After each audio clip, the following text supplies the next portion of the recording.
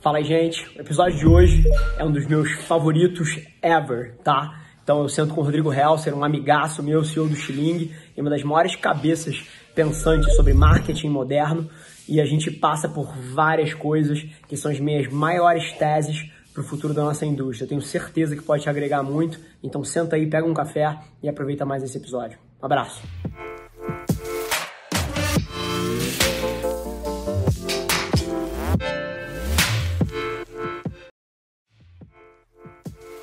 Olá, e seja bem-vindo a mais um episódio do The CMO Playbook. Eu sou seu host, Rafa Velar, CEO e fundador da agência, e toda semana eu entrevisto executivos de marketing das principais empresas do país, criando uma oportunidade única para você conhecer mais sobre como são construídas as maiores marcas do Brasil e do mundo. Antes da gente começar, queria te fazer um convite para você tirar um print da sua tela, posta no Stories do Instagram me marcando em @avelarrafa com 2 L's, deixa eu saber que você está ouvindo, eu respondo todas as mensagens pessoalmente. E ao final desse episódio, se você entender que o conteúdo te ajudou de alguma forma, deixa um review pra gente lá, marca com 5 estrelas, isso ia significar um mundo pra mim.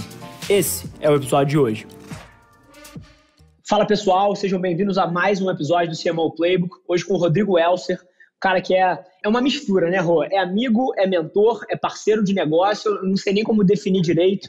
É verdade, você tá rindo, mas é verdade. Mas fato é que uma das cabeças mais brilhantes dessa interseção de inovação, publicidade, comunicação e marketing que eu conheço, é um cara que eu tenho o prazer de trocar com base diária, sejam em projetos que a gente está tocando juntos, seja por afinidade mesmo, debatendo temas de inovação e liderança. Prazerzaço estar contigo hoje aqui, Rô. Obrigado por ter aceito o convite, irmão. Cara, é uma honra estar com você aqui, estar participando e vendo toda essa explosão, seja como inspirador aí de conteúdo, seja como agência. Cara, muito legal estar acompanhando, poder fazer parte dessa história. Te agradeço pelo convite e por participar de tudo isso, Rafa. Pô, o prazer é meu, cara. Para quem não conhece, para quem não tem tanto contexto no Rô, o Rô é fundador e CEO do Xiling, que é a principal plataforma de inteligência artificial para real-time marketing, para compreensão de narrativas na internet, tradução disso em inteligência de mercado. Então, o Xiling é uma plataforma super pioneira, foi uma das primeiras a trazer um NLP, né, que é uma capacidade de processamento de linguagem para o português, o que deu uma acurácia muito mais assertiva na forma que os dados são interpretados na internet. Então, assim, um projeto mega pioneiro. E se hoje em dia AI, Data Science, Big Data são temas que estão hypados, o Rô já mexe com isso há muitos anos. Então, assim, eu acho que vai ser um papo que a gente vai ser capaz de trafegar por várias das áreas que hoje em dia você escuta as pessoas falando de headline. Hoje o fato é que a gente tem um dos maiores especialistas do mundo sentados com a gente. Mas assim, Rô, sem querer dar o spoiler, você é uma pessoa que teve uma trajetória brilhante de carreira e que eu super admiro, mas eu tenho certeza que eventualmente 15, 10, 5% das pessoas que estão ouvindo aqui o nosso podcast não te conhecem na física, não tem esse privilégio. Então, se você tivesse que contar o teu gibi 001, Rodrigo Helser, começando, qual é a tua trajetória? Conta um pouquinho do teu passado até você estar sentado na cadeira de CEO do Xiling pra gente. Legal. Eu tenho uma paixão de trabalhar com negócios desde a época que existe os jogos SimCity e similares, assim, com 10, 12 anos. Administrar, fazer alguma coisa crescer, dar resultado, até que a gente vai crescendo e entra nas oportunidades de fazer isso na vida real. O que me fez começar a trabalhar com 15 anos, fazendo sites, junto com um amigão meu, o Henry. A gente abriu minha primeira empresa com 15 anos. O Henry tinha 18. Sensacional. E disso a gente está falando de que ano, Rô? Nossa, perdi a conta. Eu tinha 18 anos. Faz 20 anos. É curioso. Às vezes a gente olha para esses fatos, beleza. Abri uma empresa para trabalhar com UX, para trabalhar com desenvolvimento de site. 20 anos atrás, isso era zero trivial, né? Então, só para fazer essa aspas aí, mas não queria te interromper não. Segue aí, Rô. Depois eu tive, cara, um prazer enorme de ser o funcionário 12º do fulano. Foi um dos primeiros cases aí da internet brasileira, nos anos 99 e 2000. Minha escola de administração, apesar de eu ter me formado em administração na FEA, na USP, minha grande escola foi a Consultoria Integration, a quem eu sou muito grato. Incrível assim, o trabalho dele, seja técnico e seja do ponto de vista de valorização e formação de pessoas. E da Integration, long story short, houve um pitch, na época não existia Business Model Canvas, não existia toda essa estrutura que a gente tem hoje para pitch de seed business, mas houve um pitch em outro formato naquela época de novos negócios que a Integration queria investir, correlatos ao business de consultoria, eu fiz um pitch de uma agência que tinha o intuito, a ambição de somar criatividade com visão de negócio, somar a parte doida, animal, apaixonante da publicidade com a parte pragmática de negócio, pragmática de business. Isso deu início a Samurai. Samurai começou em 2006. A agência chegou próximo aos seus 100 funcionários. A gente vendeu ela para uma dessas grandes holdings publicitárias, a Interpublic. Foi incorporada no network da McCann.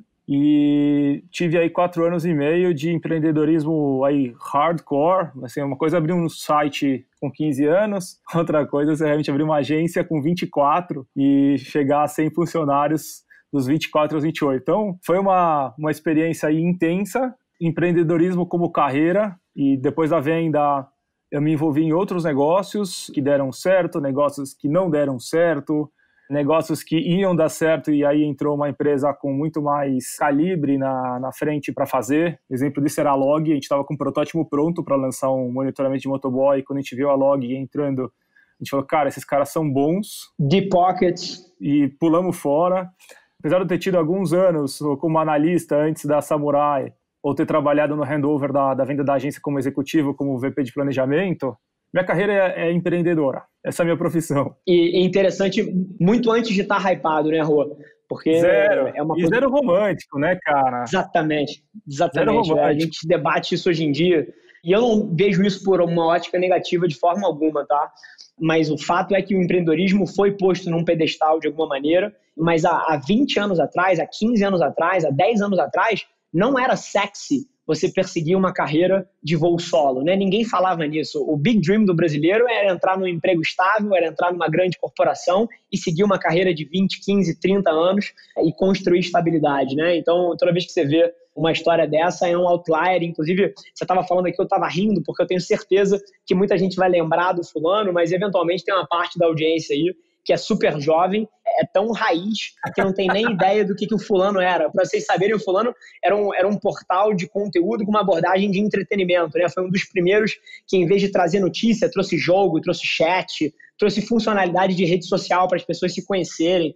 Então, assim, para todos os youngsters que estão ouvindo a gente aí, dá uma pesquisada, porque é a história da internet, o fulano. Exato, sobreviveu o crash da bolsa, das .coms lá atrás. E aí, num determinado momento, acho que uma coisa que a gente vai aprendendo é que a gente precisa respeitar não só o lado analítico, mas respeitar o flow das coisas, deixar as coisas acontecerem. Eu tinha um desejo enorme de trabalhar com tecnologia pura, com edge technology.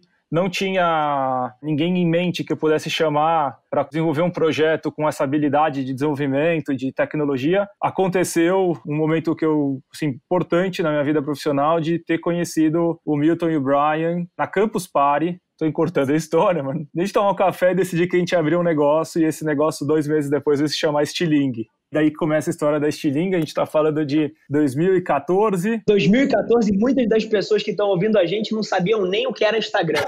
Só para contextualizar um pouquinho, você executivo que em 2014 nem tinha LinkedIn, nem tinha Instagram, para você ter ideia do nível de pioneirismo, e eu não faço isso com muita frequência, de ressaltar tanto assim, mas o Rô é de fato um visionário. Você falar de AI, de processamento de linguagem, como forma de interpretar a cultura que está se traduzindo nas plataformas digitais há 6, 7 anos atrás, isso não estava no mainstream, isso não estava hypado. Então eu faço questão de frisar aqui, porque eu acho que às vezes quando você ouve uma pessoa tão humilde quanto o Rô contando a história, certas coisas como essas não ficam tão evidentes, então eu faço questão de parar aqui o pessoal. O buzzword na época era Big Data, né? Não se falava AI. O Watson não existia. Sim. Então, o que a gente percebeu dentro dos grandes desafios de Big Data não é só você trabalhar com um grande volume de dados e com uma grande velocidade, mas você conseguir interpretar dados que não são facilmente compreendidos pelo computador. Interpretar o que está dentro de um texto, interpretar o que está numa imagem, interpretar o que está num áudio. E para isso entra aí nomes importantes, bonitinhos, de processamento de linguagem natural, computer vision, machine learning combinado a tudo isso, mas são, na prática, é uma área da computação que lida com o entendimento de linguagem. A visão nossa, se os brasileiros não cuidassem do desenvolvimento de uma aplicação mercadológica, não só científica, mas mercadológica, transformada em produto, transformada em valor, não só tecnologia, para facilitar a análise de texto, o Brasil ia perder muita competitividade nessa corrida internacional por trabalhar uma grande quantidade. Hoje isso é muito latente, né, a corrida por inteligência artificial, e a gente está na frente no que tange a interpretação de texto, né? Nossos algoritmos hoje, que são totalmente proprietários, eles têm uma performance para o português melhor do que os conhecidos Watson, Google, Microsoft e outros por aí. Então é divertido, né? A gente pegou essa onda, de fato, no começo, quando o AI não era moda, quando o AI era uma possibilidade. Perfeito, Rô. Inclusive, o Rô, ele é um cara que, apesar de não ter vindo do background técnico, por eu conhecer ele, eu sei que ele é um dos caras que talvez tenha lido mais papers de ciência da computação nos últimos anos aí, então acabou se tornando uma pessoa muito técnica, mas ele tem a capacidade de traduzir para um português claro, que um executivo de marketing consegue compreender. Mas se eu pudesse agregar aqui, tangibilizando um pouquinho, aonde tudo que isso que a gente está falando aqui se encaixa, né? Aí eu vou dar um exemplo que está hiper latente, o Rô teve por dentro aí comigo disso tudo, que foi, por exemplo, nesse conjunto dos últimos 7 dias, muita gente está falando do nosso recorde mundial da live com a Stone, né? Da Marília Mendonça. E eu não sei o quanto as pessoas têm na cabeça o quanto que real-time brand management e tudo isso que o Rô falou de interpretação de linguagem natural para acompanhar a opinião das pessoas nas redes sociais, interpretar esses dados e construir estratégias criativas embasadas na forma como a cultura está se movendo, planos de mídia que levem em consideração tudo isso, o quanto isso tudo foi fundamental para construir o momentum que chega na live, né? O trabalho começou 15 dias antes, entendendo as narrativas, compreendendo para onde a cultura estava indo, moldando a campanha nas costas disso. Então, assim, é interessante às vezes a gente aterrissar aqui, porque é uma coisa que, para mim e para você, é o nosso dia a dia. A gente estava falando isso em reuniões de negócio agora de manhã, por exemplo, mas eu ainda sei que para 80% dos executivos você moldar as suas decisões de marca, de construção, de criativo, de estratégia nas costas de dados em tempo real, isso ainda é um palavrão. As pessoas acham que isso é buzzword, que isso é fantasia, e não é, né, Rô? Não é nada. Tem muitos casos reais, né? O caso da Stone, ele é emblemático. Você tem o Diego, né, que agora está no time de vocês, que é um monstro. Ele tem histórias para contar de corrigir problema na URA do Teleton ao vivo, porque as redes sociais comentaram que tinha uma ligação do Criança Esperança atendendo alguns números de doação do Teleton. E aí você escuta isso ao vivo, toma uma decisão ao vivo, troca a URA ao vivo e ainda manda ao vivo pelos community managers um link para ele poder fazer a doação online e não perder aquele lead de doação. Perfeito. Eu gosto muito desse caso, apesar dele ser pro bono, ele é muito emblemático do que acontece ao vivo numa Black Friday. Você começa a monitorar uma Black Friday ao vivo, você vai descobrindo como que está sendo o hard sell da tua concorrência, como que você combate ela, isso em fração de minutos, né? Crise, né? Estamos numa época aí muito de crise. A gente descobre durante a crise carne fraca que o Tony Ramos cancelou o contrato com a JBS dentro da crise, então durante a crise começa uma segunda subcrise, e isso com 4 minutos de delay. Meia hora estava ligando um dos maiores canais do Brasil para o cliente, perguntando qual era a opinião dele sobre isso. Se ele não soubesse disso naquela hora, ele teria talvez perdido alguns pontinhos na bolsa no dia seguinte. Perfeito. É uma realidade, e acho que vale pontuar, Rafa, a gente estava falando disso, tem uma qualidade,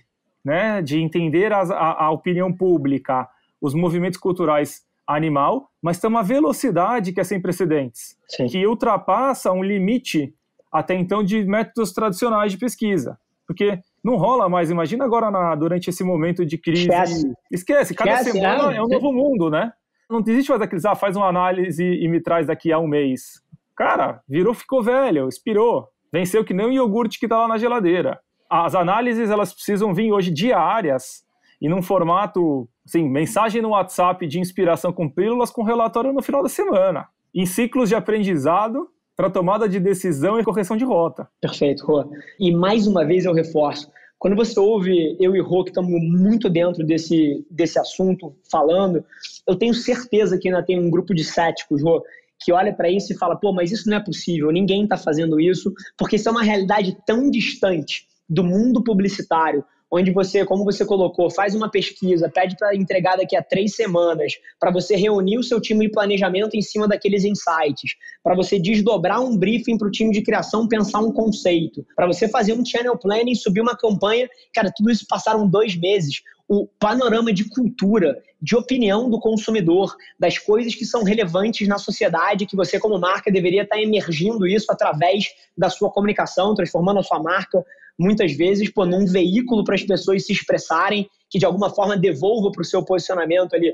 Assim, acabou.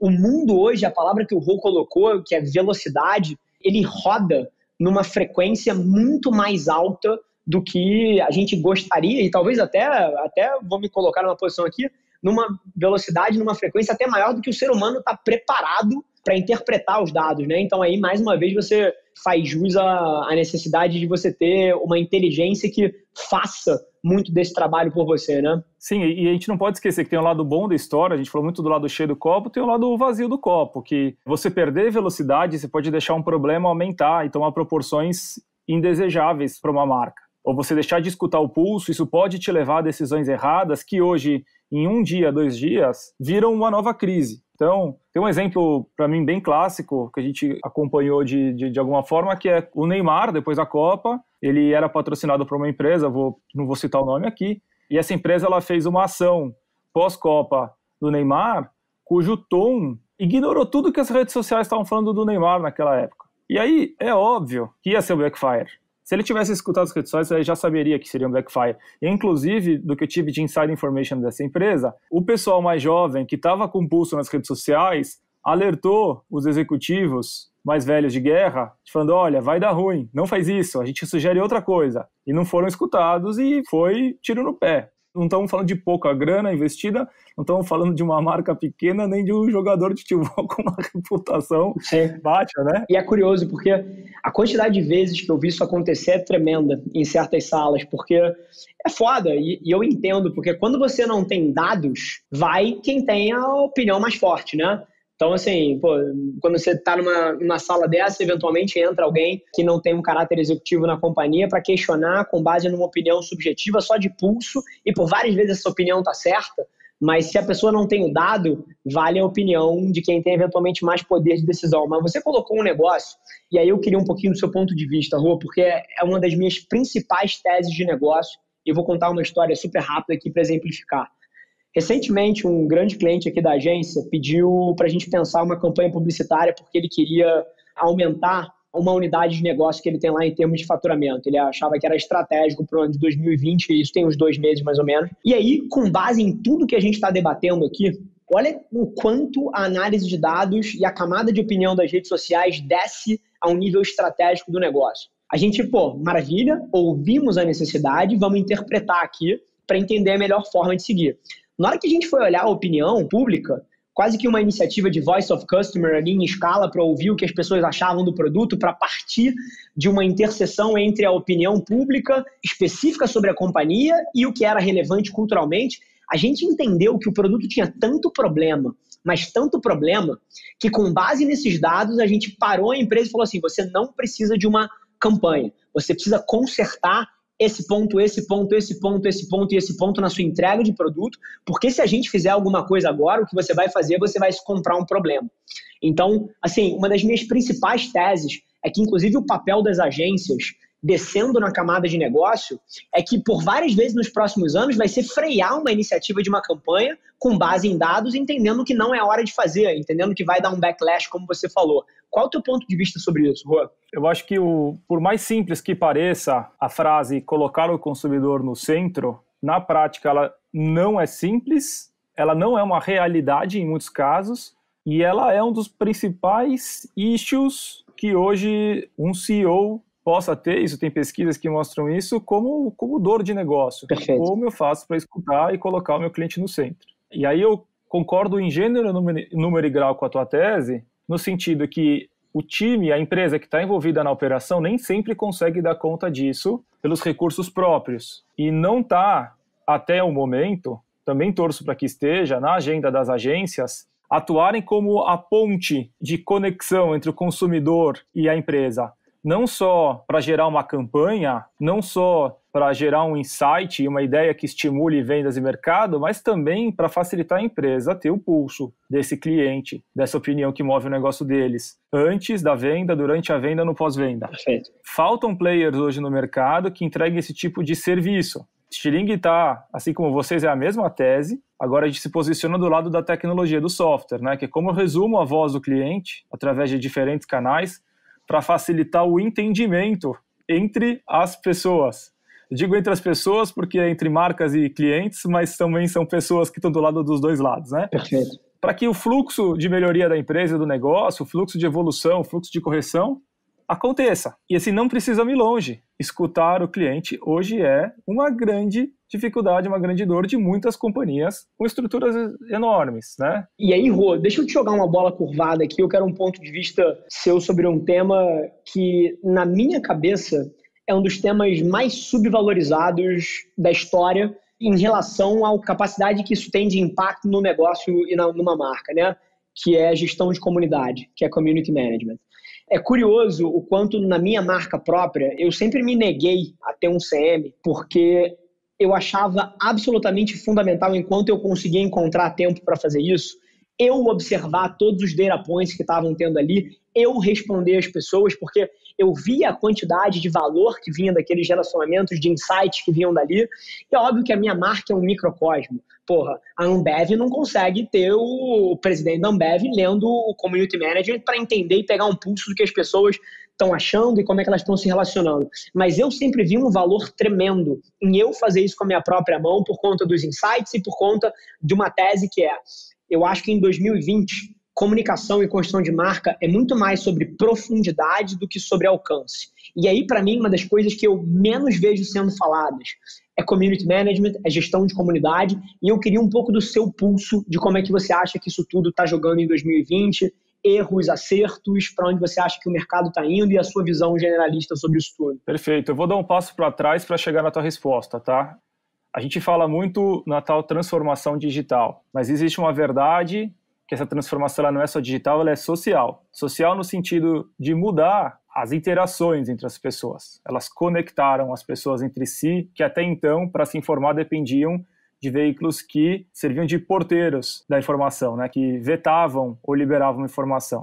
A partir do momento que está todo mundo conectado e conversando entre si em graus nunca antes vistos, você tem uma descentralização da comunicação numa rede e ganha força a comunidade e não mais um único interlocutor. Perfeito. Você continua tendo um interlocutor que muitas vezes lidera, como toda tribo, como todo grupinho, tem um líder, né? Tem aquele cara que se destaca, mas a rede ela ganha força. E aí, a partir do momento que essa rede ganha força, isso significa que não basta eu ir atrás dos influenciadores, como também virou moda no mercado. Antes de ir atrás dos influenciadores, eu preciso entender o que essa comunidade fala e monitorar ela ativamente. Vou dar um caso legal aqui. Você está lá no Canadá, uma cidade interior do Canadá, fecha uma fábrica, demitiu um monte de gente e um senhor, ele faz um post no Facebook dizendo que a empresa que demitiu essas pessoas era uma fábrica do ketchup Heinz e ele faz um post falando que ele descobriu que o ketchup Heinz não era feito no Canadá e que o ketchup da marca French's, ele era feito no Canadá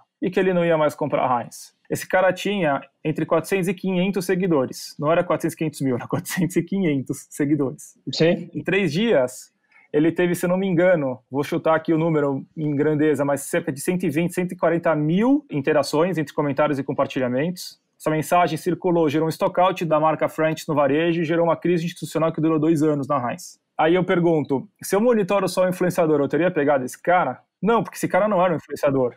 Mas se eu monitorasse a comunidade de pessoas que consomem molhos, que fazem culinária, enfim, que gravitam em torno dos interesses relacionados à minha marca, eu teria pegado esses sinais. E isso talvez não teria pegado na hora, mas teria pegado no primeiro sinal de reverberação e no movimento de massa. Esse exemplo ilustra bem o que significam essas comunidades, né? A gente está falando aqui hoje de comunidades que sempre existiram, são comunidades de mães, comunidade de veganos, comunidade de ciclistas, estou dando exemplos, né? Sim, fãs de cerveja, amantes de games, assim, tem tudo. Isso que a gente define, né, como comunidade, não significa comunidade no sentido de social, como alguns interpretam, e eu preciso monitorar essa comunidade antes de se preocupar com a minha marca. Porque aí vem 2 coisas. Primeiro, tem gente que acha que comunidade é ver quem está em torno da sua marca. Então, se a marca é de ketchup, eu quero ver quem está falando da minha marca. Não, não é isso. Isso é um microcosmo. São comunidades de interesses, né? Em torno de interesses. E aí, o que acontece? Essa conversa hoje,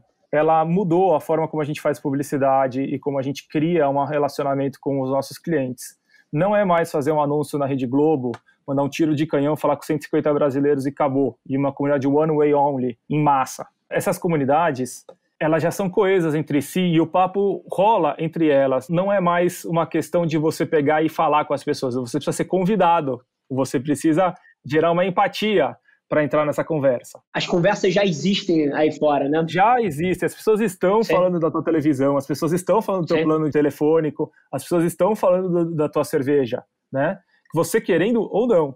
Você como marca precisa, de alguma forma, escutar o que essas comunidades estão falando. Você precisa, obviamente, mapear quem são os principais influenciadores daquele assunto. Você precisa ser convidado para a festa. Perfeito. Como que você faz isso? Aí chega no teu ponto. Chega através de você entender que a qualidade do relacionamento vale muito mais. O que é mais importante? Você ter 200 conhecidos ou 2 amigos verdadeiros? Profundidade, não alcance. É isso, a gente entra em questões sociais, né? Quando a gente fala de amizade, a gente está no campo social, a gente está falando, né, Rafa, de discussões de relacionamento que não tão distantes de fazer um paralelo com o que a gente vive socialmente. No fim do dia é a mesma coisa, né? Assim, o ser humano offline, ele se relaciona e ele se relaciona dentro de um ambiente digital através de uma ferramenta que é a internet. Mas no fim do dia, ainda é sobre conexão humana, ainda é sobre os passion points que essa pessoa tem, ainda é sobre os objetivos, sonhos, desejos e ambições que ela tem em frente à vida, né? É só uma plataforma diferente. Exato, eu dei uma volta para chegar num ponto crucial, que é o seguinte, Rafa, como podcaster e com o teu trabalho, você colocou a questão, eu consigo fazer isso, mas o presidente da Ambev não consegue. Perfeito. Mas o presidente da Ambev tem um time, e no caso tem outras empresas que ainda não viram o valor disso, que é um time de community managers, que no final a responsabilidade é o quê? É fazer essa gestão de comunidade, como o próprio nome diz, e é dar esse toque, esse relacionamento, esse cuidado, esse tom correto em prol da Ambev, representando uma marca, representando esse avatar, para que essas conexões elas surjam. E o que hoje me grita aos olhos, é uma bandeira que eu tenho levantado bastante, é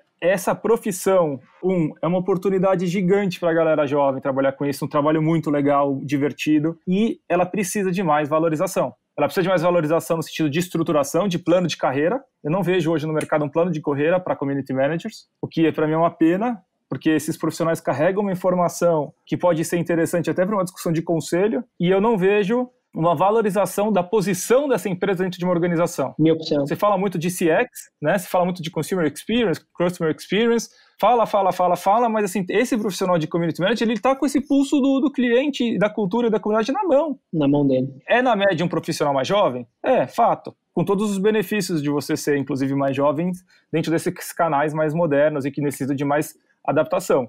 Precisa de treinamento? Precisa. Quanto que eu estou investindo nisso? Quanto que eu estou, de fato, formando esse cara para virar um mega profissional? Criar um plano de carreira para esse cara. Então, aqui eu jogo uma provocação para os executivos que estão escutando isso, em perguntar quanto você está valorizando o teu time de community management, você está investindo nisso e qual que é o plano de carreira e perspectiva de futuro para esse cara. Porque se é fato que alguém vai fazer essa qualidade de relacionamento que a gente falou aqui, são esses caras. Não é mais a publicidade tradicional. A publicidade tradicional ela entra mais como um airstrike, um suporte, né, na comunicação. Mas o vínculo, o link, tá com esse cara. Rô, eu vou falar um negócio aqui que eu espero que a gente possa se referenciar para esse momento da nossa conversa daqui a 10 anos e a gente possa apontar ele como um dos grandes momentos que a gente começou a virar a cabeça de muitos dos executivos que estão aí fora. Olha o que eu vou falar.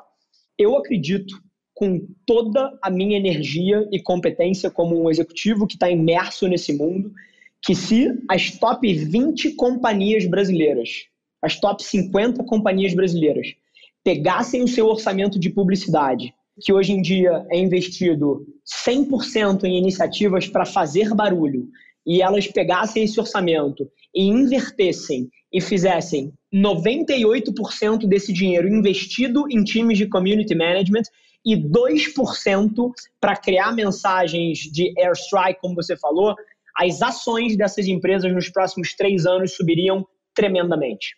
Literalmente, uma empresa que investe 500 milhões de reais. E olha que interessante, porque isso não necessariamente é do meu melhor interesse em termos de negócio, porque eu faço parte dessa indústria. Mas eu acredito nisso profundamente, que se uma empresa que investe 300 milhões de reais por ano em publicidade, pegasse esses 300 milhões e investisse 10 milhões para criar filmes e campanhas e pegasse os outros 290 e tivesse um time de 678 CMs hiper bem treinados com tecnologia para fazer o gerenciamento disso, as ações dessa empresa nos próximos anos iam valorizar tremendamente por conta do seguinte, porque essa ia ser, por definição, uma empresa que coloca o cliente no centro. CM não é sobre responder comentário, é sobre colocar o cliente no centro. CM não é sobre você acabar com tickets abertos de saque.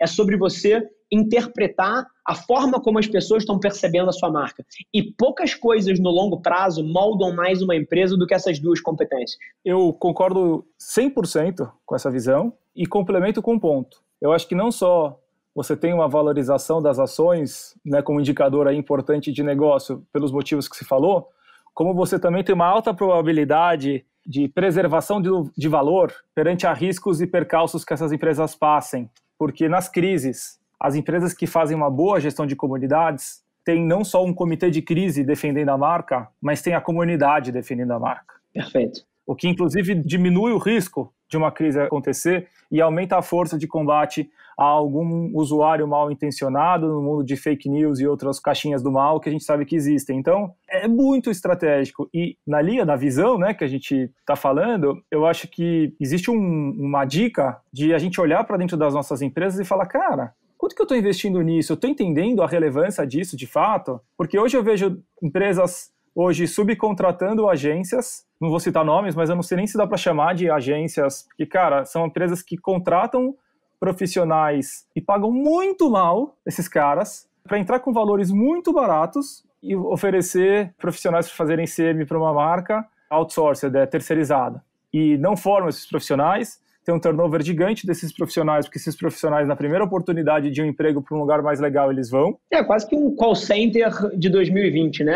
É um call center de 2020, no mundo hoje, que a gente não está mais olhando. Essa é uma discussão que rola muito no mundo de call centers, não é mais uma discussão de redução de custo, é uma redução de geração de valor. Óbvio, é crise. Passa por redução de custo? Passa, mas a geração de valor e a retenção, inclusive, que o valor traz, ela continua sendo muito importante. Então, é um heads up forte aí, e que a molecada que esteja escutando, eu sei que tem uma molecada boa aí que é fã desse seu podcast, que se inspire com isso, porque, galera, é um novo mercado que tem à frente de vocês, é um novo marketing, é uma nova forma de você construir relacionamento de marca, que está no comecinho. E quem tiver um espírito empreendedor dentro desse movimento e topar peitar mares não estruturados, navegar... E o establishment também, né? O establishment, enfrentar os executivos mais tradicionalistas, vai se dar muito bem no médio prazo. Tenho certeza.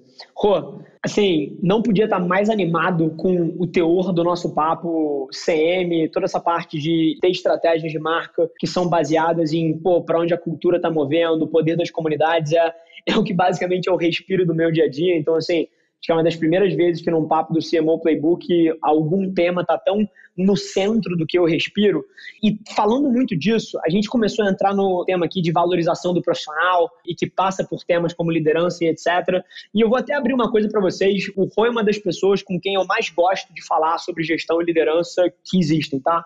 Assim, hoje em dia, por N motivos, eu tenho acesso a vários dos maiores líderes brasileiros, mas as minhas conversas com o Rô sempre têm um tom um pouco mais profundo, são sempre de grande valor para mim. Eu lembro lá no começo, não sei se você vai lembrar disso, Rô, quando eu estava começando a crescer a agência muito rápido, você foi uma das primeiras pessoas que me parou e falou, Rafa, toma cuidado com diluição de cultura. Toma cuidado, à medida que você coloca tanta gente para dentro assim, e você que tem uma cultura tão forte, que é um diferencial da companhia, isso precisa ser uma obsessão sua. Então foi um dos caras que me fez dar um passo atrás e repensar algumas coisas que eu estava fazendo. Você lembra disso? Com certeza. Estou fazendo essa introdução toda aqui porque eu acharia uma pena a gente fechar esse episódio sem falar um pouquinho de liderança.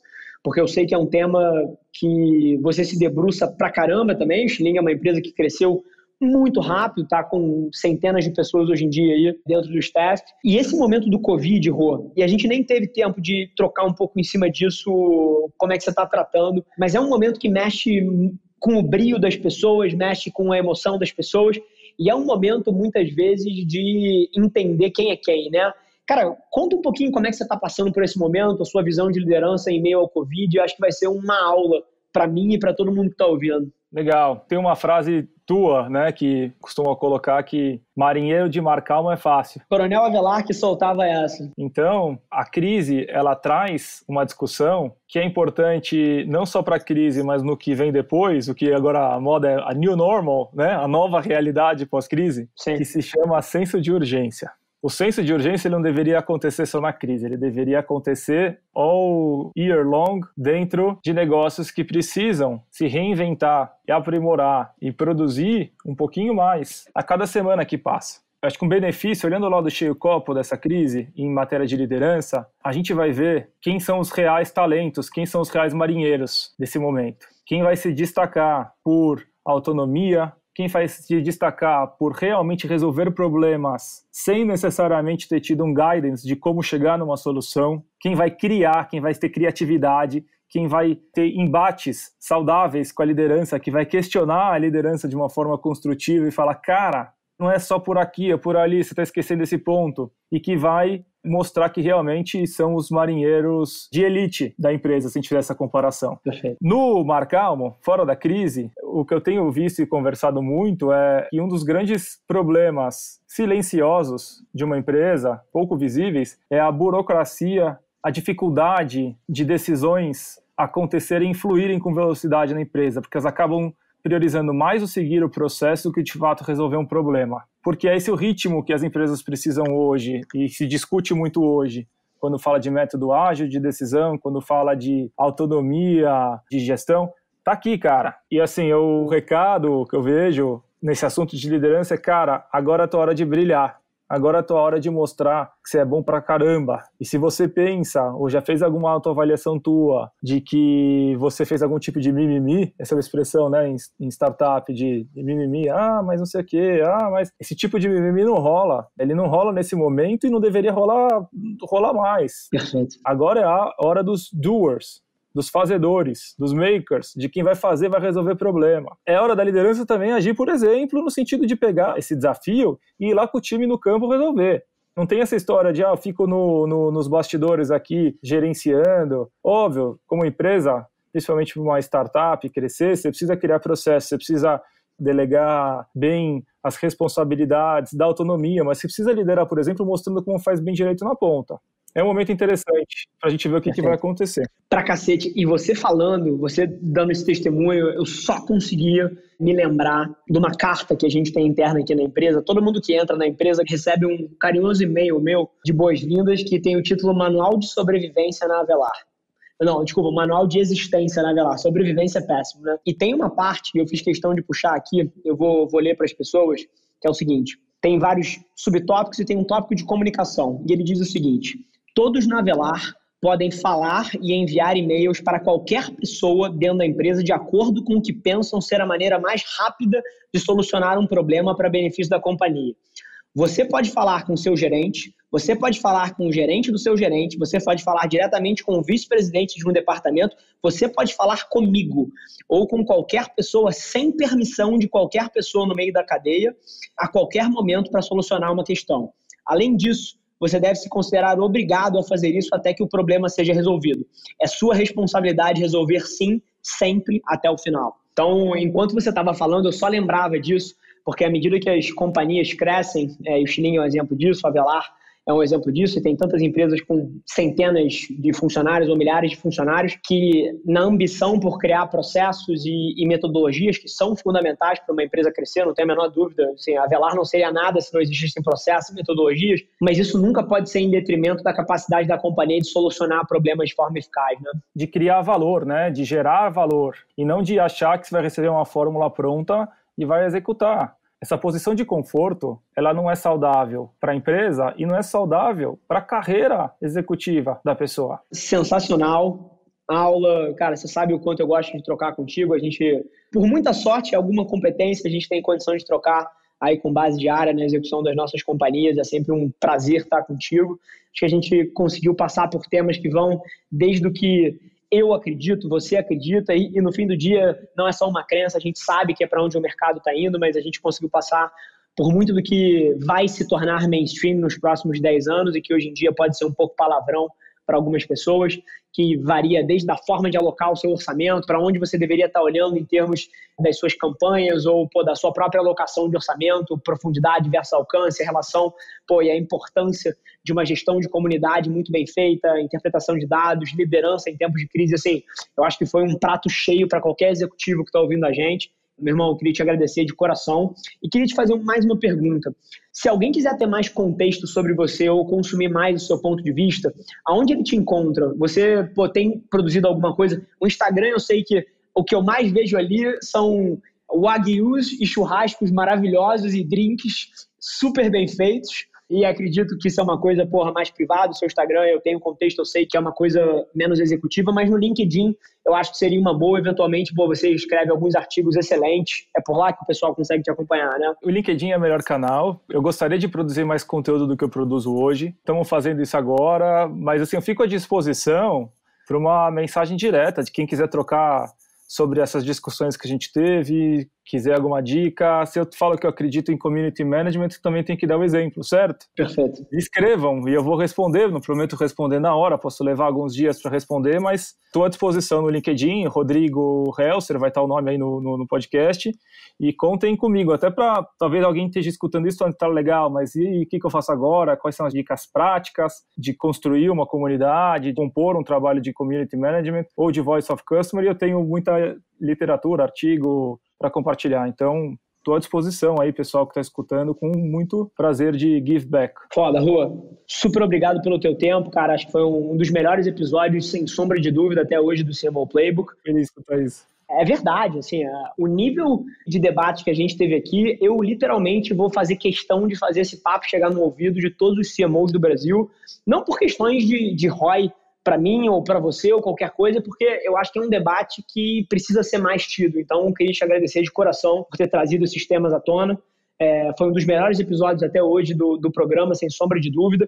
Queria fazer um pedido para todo mundo que está ouvindo, independente de ser no YouTube, ser no Spotify, ser no Deezer, plataforma que for, tira um print da tela, me marca o Rodrigo, marca o Stiling, inclusive vai dar um Google aí para entender um pouquinho melhor o que o Stiling faz. É uma companhia fantástica, brasileira de tecnologia. A gente fala tanto do cenário de tecnologia lá de fora, e o Stiling é uma empresa hiper pioneira, 100% brasileira. Vale a pena conferir o que eles estão fazendo por lá.